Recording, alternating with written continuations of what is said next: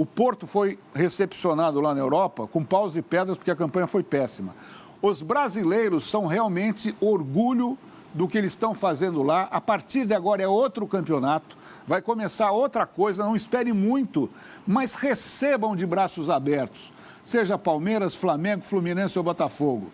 Acho que isso é uma receita que tem que ser dada para o torcedor, independentemente do resultado que virá pela frente a partir de agora. Não sei se vocês concordam.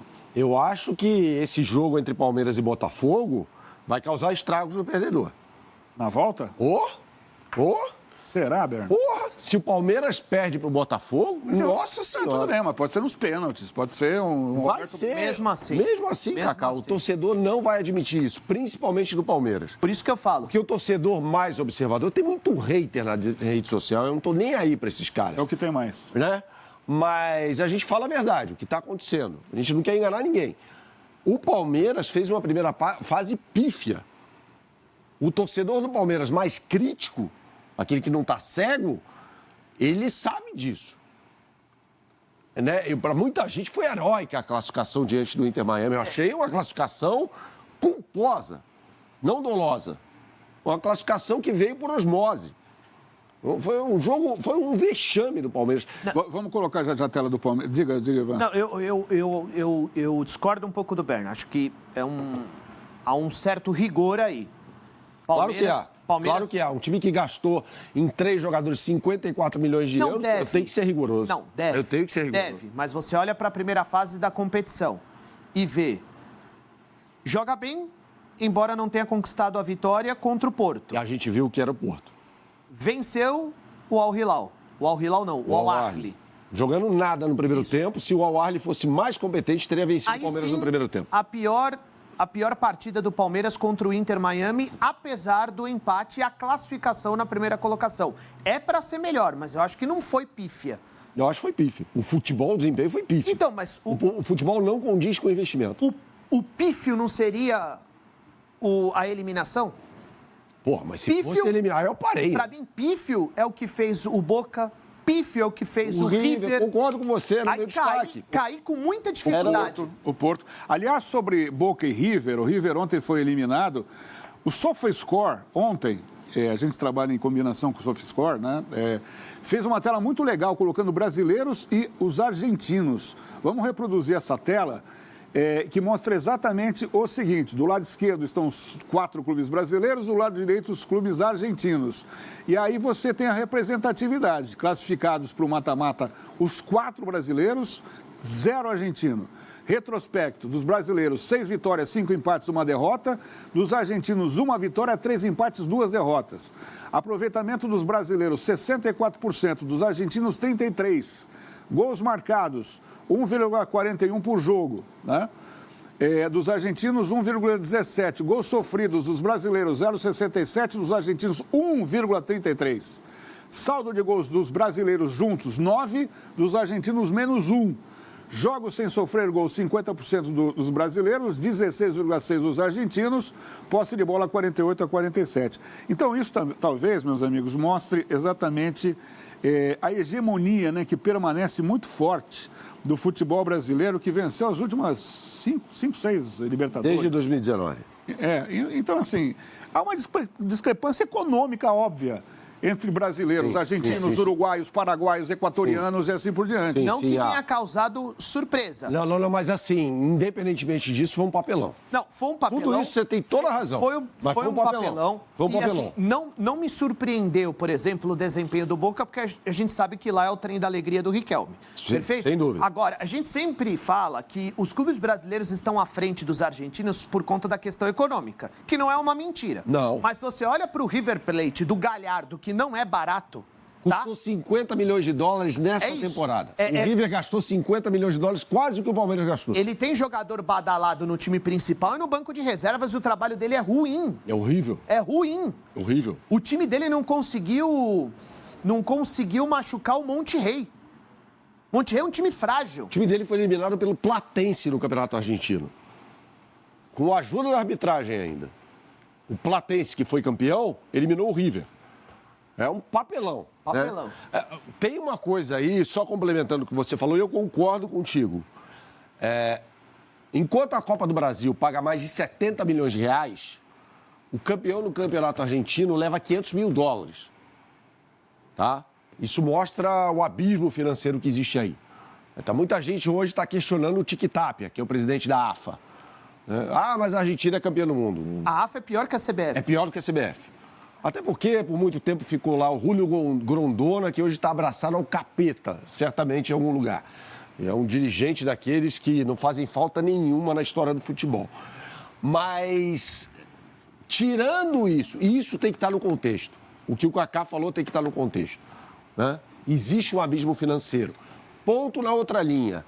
Foi um papelão principal. É difícil você falar quem deu o maior vexame, porque o Boca Juniors empatou por 1-1 com um time semi-amador, cara. Brigando pela vaga. Não é que o Boca estava eliminado. O Boca tinha a chance de se classificar. Se o Bayern ganha do Benfica e o Boca ganha do... Putz, rolou um cacófato aqui. Se o Boca vence... Acontece, para quem fala de improviso, o cacófato... Quem fala de improviso, acontece. Se o Boca vence, o Boca ia para as oitavas de final. Ia enfrentar o Flamengo, inclusive. Então, o papelão do Boca... O Boca é um time ruim. Mal administrado pelo Riquelme, por todos os motivos que a gente já explicou aqui. É um time horroroso, com um técnico horroroso. Do outro lado está uma equipe que, se tivesse fair play financeiro nessa competição da FIFA, ele nem iria. Agora é curioso, né, Berna? Porque o divisor de águas foi a pandemia. Acredite se quiser. Aquele último título do River, do Galhardo, que a gente falou, e todos os outros de River e Boca lá atrás, ficaram para o passado. Já houve um tempo que o futebol argentino estava voando em relação ao futebol brasileiro. Hoje é uma pulga. Infelizmente, porque a gente gostaria de ver o futebol argentino forte, tanto na Libertadores como agora, disputando. Torcida do Boca, que lotou Miami, varreu a Miami Beach lá, uma festa fantástica, maravilhosa, mas foi tudo pro ralo. Não é 100%, né? O Racing na Sul-Americana, por exemplo, tirou o Corinthians e ganhou do Cruzeiro. Acontecem essas coisas. O futebol argentino tem muita força. A Argentina é campeã do mundo. Na Sul eles se dão melhor. Não sei se por causa da média econômica ali... Mas na Libertadores, Kaká, você vê um time como o Boca Juniors, repito, ruim, eliminando o Palmeiras no Allianz Parque na Libertadores de 2023. Agora nós vamos provocar as torcidas, as 4, com algumas frases aqui para que você de casa possa inclusive participar do Bola, mandando sua mensagem clube a clube aqui pelas nossas redes sociais, né, pelo nosso WhatsApp. Já a gente coloca o número de novo. Grupo do Palmeiras. Primeiro do Grupo A, Palmeiras decepciona na bola jogada. Interrogação, mete uma interrogação aí no GC. Palmeiras terminou como líder no Grupo A, 5 pontos. Inter Miami, 5 pontos. Porto e Al-Ahly em segundo com 2. Resultados, Palmeiras e Porto 0-0. Palmeiras e Al-Ahly do Egito 2-0. E o empate contra Inter Miami. Para o torcedor palmeirense, Ivan... Palmeiras decepcionou na bola jogada? Sim, pode jogar muito mais. Sim, pode jogar muito mais. E o Abel está devendo. A gente discutiu bastante o Estevão na última semana por conta da declaração, né? De não estar 100% focado, porque está vendido para o Chelsea, aquela coisa toda, vai realizar o sonho de jogar na Europa. Mas o time dele joga menos do que pode. E acho que ele contribui para isso. O melhor desempenho do Palmeiras foi contra o Porto e ele não repetiu mais a escalação. E o time não jogou bem contra o Al-Ahly. E nas alterações para a segunda etapa conseguiu a vitória. E contra o Inter Miami caiu do céu o empate. Fala, Berna. O Palmeiras, apesar de não estar jogando nada, eu sou mais crítico até do que o Ivan. Contra o Al-Ahly, o jogo foi dividido em 3 partes. Primeiro tempo, pós-intervalo antes da parada e depois da parada. O Palmeiras jogou bem um trecho, que foi da volta do vestiário até a parada, por causa de adversidades climáticas. Contra o Porto, o Palmeiras deixou de ganhar 2 pontos, porque o Palmeiras era melhor do que o Porto. E contra o Inter Miami foi um horror, né? Então, sou um pouco mais crítico em relação ao trabalho do Abel, embora concorde com a avaliação, com o diagnóstico do Ivan em relação ao problema do Palmeiras. Mas o Palmeiras tem um trunfo nesse jogo contra o Botafogo. Qual é? O banco de reservas. O Abel tem muito mais opções do que o Renato Paiva. Eu acho que o Aníbal volta também, né, no meio campo. Pode ser, ele tá treinando. Enquanto o Botafogo perde o Gregory. Exato. O Palmeiras perdeu o Murilo. E esse é um problemaço, porque o Bruno Fux entrou na partida contra o Inter e o Soares colocou ele no bolso, inclusive no lance do gol em cima dele.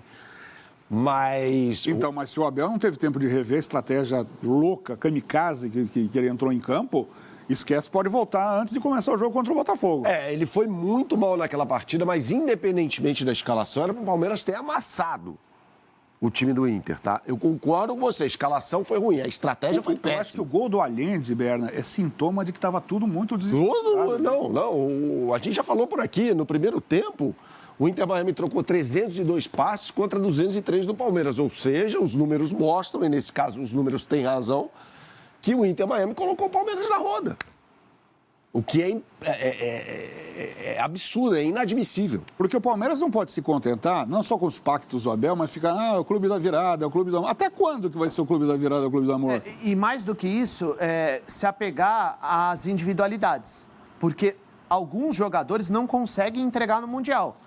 Estevão tá mal, Veiga tá mal, Maurício, quando é escalado, para mim, é um cara que consegue contribuir. Quando ele entrou contra o Al-Ahly, ele foi bem. Quando ele entrou com o Inter Miami, ele fez o gol do empate. Vitor Roque não marca gol. Vitor Roque mal. Flaco Lopes também é um cara que oscila bastante. O Paulinho, limitado, consegue contribuir mais que esses caras hoje. É o melhor do Então, individualmente, olha que o clube gastou bastante, R$500 milhão para reforçar o ataque, porque o Abel reclamou bastante na temporada passada sobre a falta de efetividade. Os caras não estão bem. Então, o coletivo não contribui, e aí, o Estevão vai tirar um coelho da cartola. O Estevão não está conseguindo jogar.